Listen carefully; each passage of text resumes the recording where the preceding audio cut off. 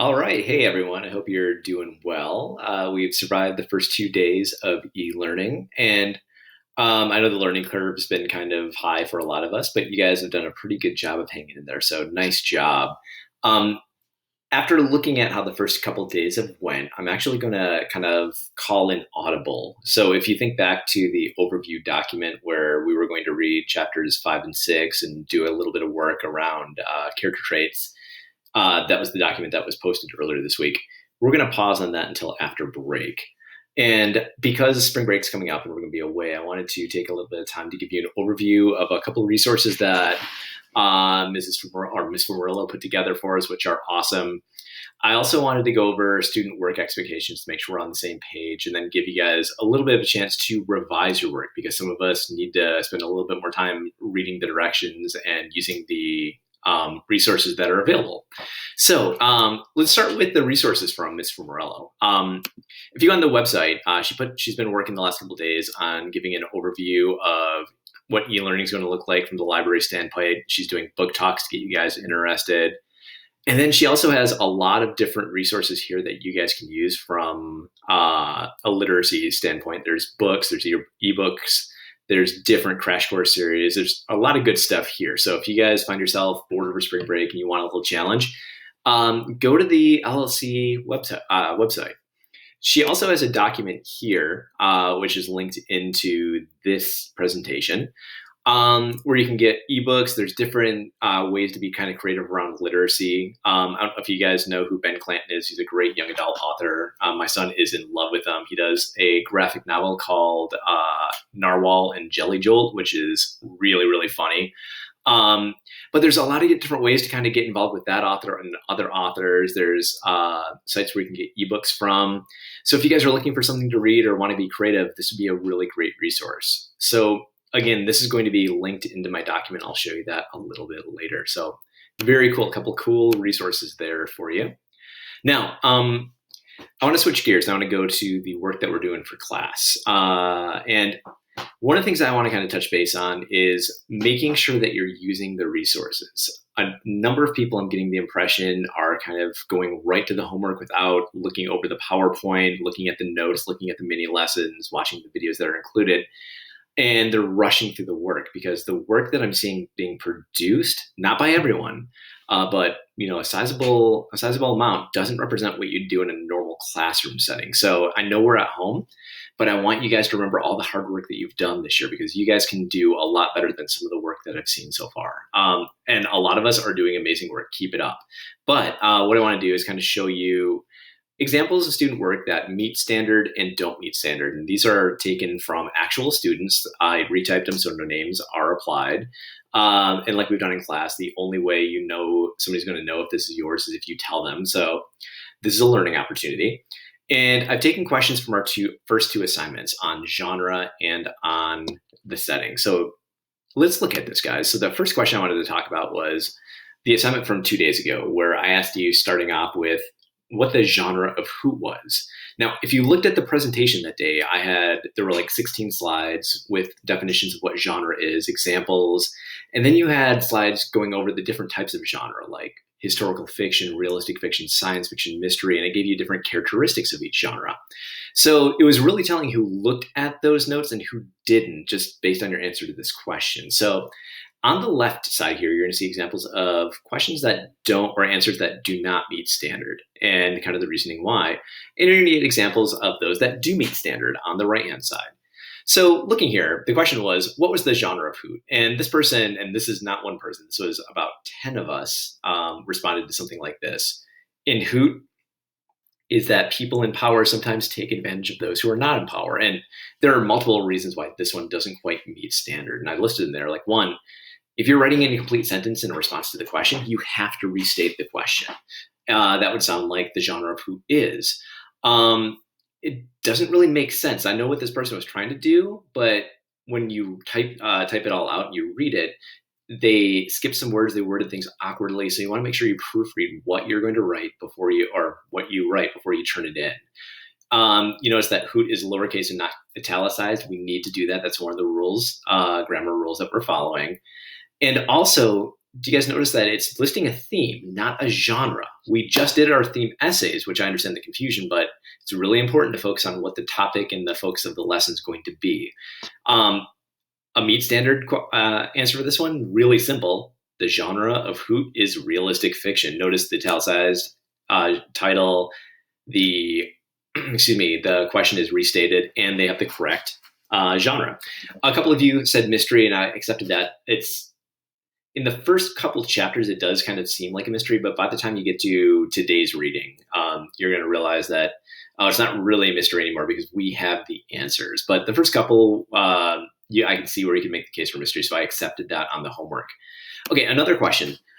This one, a lot of people struggled with. It says, what is one text detail that helped you identify the genre? So if you said it was historical fiction, where did you see that in the book and how did it help you figure it out? So it's two parts to the question. A lot of people just gave a text detail. So you'll see right here, it says, in the text, all of the events could happen and are realistic. This helped me to figure out the genre because to be realistic fiction, all of the events had to be able to happen in real life. And that's true. It's true. That's a great characteristic of realistic fiction. But did you notice that there's not, doesn't restate the question? It doesn't start with a capital letter.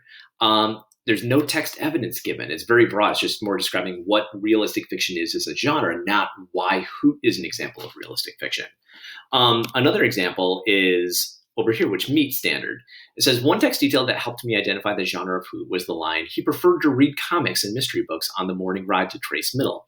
But on this day, on Monday, he would never forget, Dana Matherson grabbed Roy's head from behind and pressed his thumbs into Roy's temple as if he was squeezing a soccer ball. Has the citation. This text evidence helped me identify the genre of Hoot as realistic fiction because it shows that the time this takes place seems present day by how there are comic books, a bus ride, and bullies. Soccer also had to be a sport during this time too. I also think that the genre is realistic because these characters seem very real, and it definitely doesn't seem like it was all set in times before 1980. Now, that person did a good job of, restating the question, italicizing, doing all of these things, citing the evidence and explaining. Notice that they went in detail, and you could really see why they determined that this was realistic fiction. Okay, let's go to the next question. This goes to the setting. This is yesterday's homework. And where's Hoot set? What doesn't meet standard is Trace Middle School or a bus. And why that doesn't meet standard is one, this one is lowercase. It's not restating the question. But bigger than this is just one scene. Yeah, there are a couple scenes in the book that take place at Trace Middle, but a lot of it is outside of it. You have characters such as like Officer Delinko and Curly who never go to the middle school.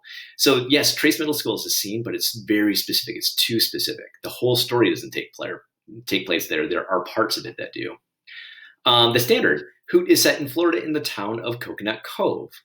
Where is it set? Coconut Cove in the town of Florida. So again, they restate the question, italicize the title.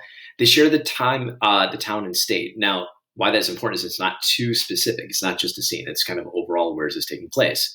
The next question was, when does this story take place? Not meeting standard. It takes place on a bus going to school, so it's obviously before school. Okay, this person, again, doesn't restate the question. We need to restate the question, guys.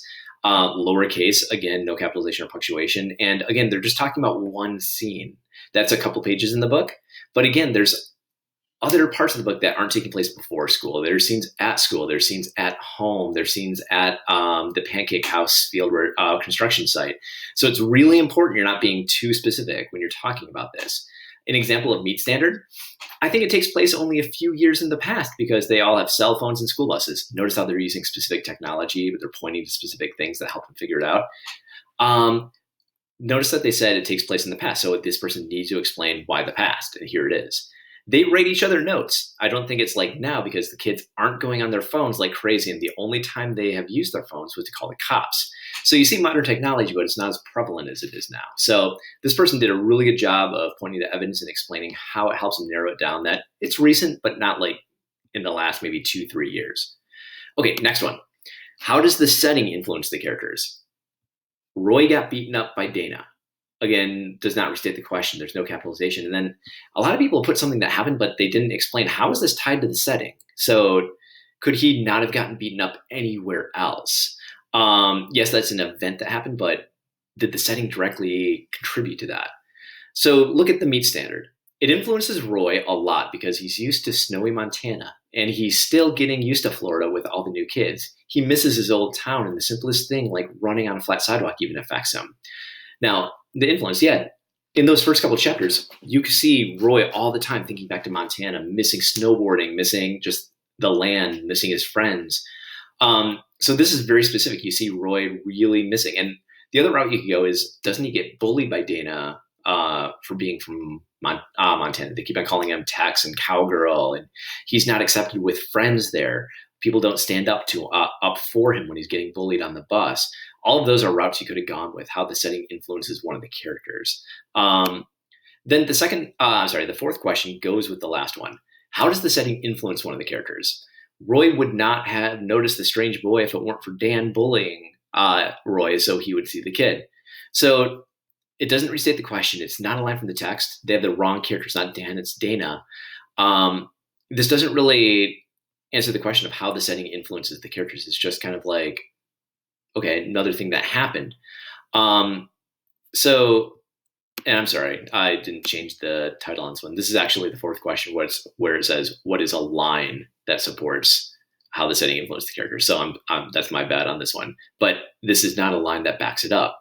This would be an answer that is more at standard. A line from the text that supports this was when Roy compared the landscape of Florida to Montana. He thought, Florida was made for running. Roy had never seen a place so flat before. Back in Montana, you had steep, cracky mountains that rose 10,000 feet into the cloud. So right away, you're seeing him kind of have that longing that he wanted. And if you guys noticed, both questions 3 and 4 should go together. That they should build off each other. So how it affects them, what's a line that shows how they were affected. Now, that being said, today's work, what you're going to do are a couple different things.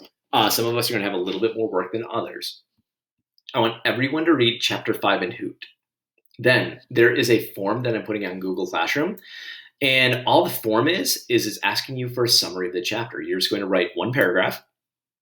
Give me a summary with 3 big events that happened in chapter 5.